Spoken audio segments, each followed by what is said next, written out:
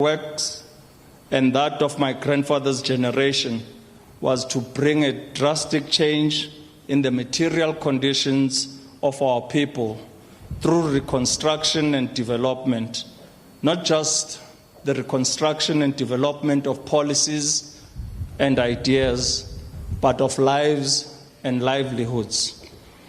We shall always remember the image of him slumped and overcome by the confessions of horror, weeping and in tears in full view of the world as the perpetration of horrid acts of brutality were recalled by the faceless apartheid apparatus.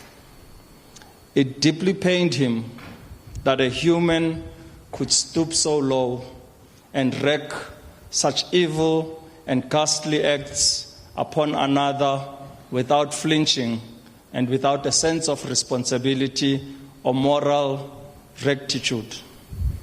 His shrill voice consoled the loss of sons and daughters in yet unknown and unmarked graves, and gave hope where despair reigned, and gave encouragement to the disconsolate. He is no more, and those who waited for the response to his moral appeal remain waiting, and criminals walk free. I invoke his memory, the memory of my grandfather Nelson Rolihlahla Mandela, and all the generations of the great leaders that our movement and our country has produced. We cannot sit by idly and wonder when the failed insurrection of July 2021 will raise the next ugly chapter of chaos, mayhem, and destruction. We must, as a collective, douse the fires and the flames of poverty, inequality, and unemployment, land hunger, and homelessness. It is not enough, ladies and gentlemen, to claim the great victories of 110 years of the struggle whilst we fail our children, our youth, and our women. It pained Arch, who has now passed, that an elder in a remote village of our country will go to bed hungry tonight, and that girls and women will be victims of violence, rape and femicide, even as we speak. It pained Arch that a young man has given up all hope of finding a job after years of walking the streets in search of employment. It troubled him that our society is engrossed in violence, drugs, gangsterism, and organized crime, protected by corrupt officials and the blood of bribes dripping from their fingertips. Archbishop Desmond Tutu was the conscience of our nation. He spared no condemnation for the evil apartheid state, and when individuals in our government and movement started serving themselves instead of the people, they too became the subject of his stern condemnation and acrid opprobrium.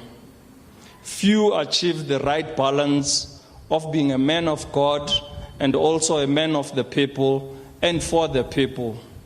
Arch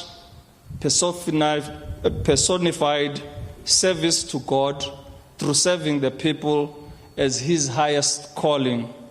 The children of Jerusalem, Hebron, Khalil, Gaza, Bethlehem, and the entire occupied Palestine today weep at your passing.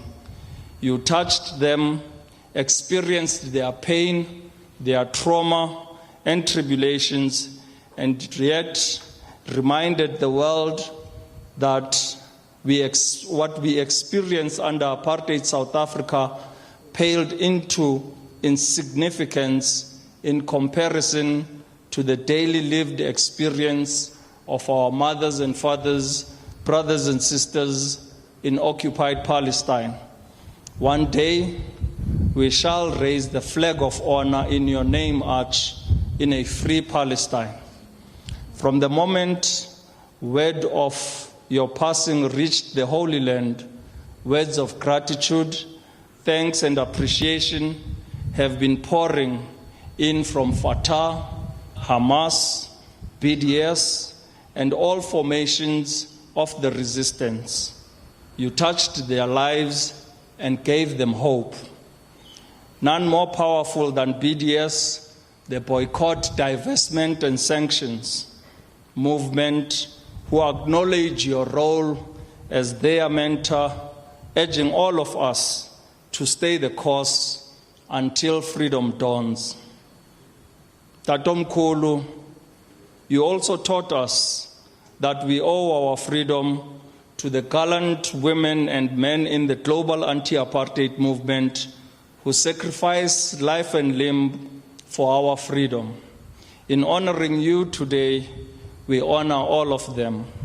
Today, in your memory, we remind ourselves never to turn a blind eye to human suffering anywhere in the world.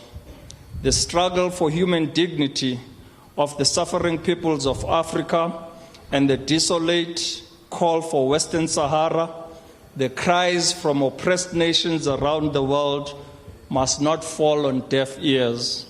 You reminded us that here is no veil between God and the cries of the oppressed. We shall sorely miss him, and we shall live on in the hope that his sacrifice was not in vain. We shall tell his story to generations of our children and grandchildren as a true man of God who always spoke truth to power without fear of reprisal. We bid him farewell and express our gratitude for a life well lived and a struggle well fought. The mantle of the struggle for human dignity now rests on our shoulders as a collective. We dare not fumble, and we cannot afford to fail.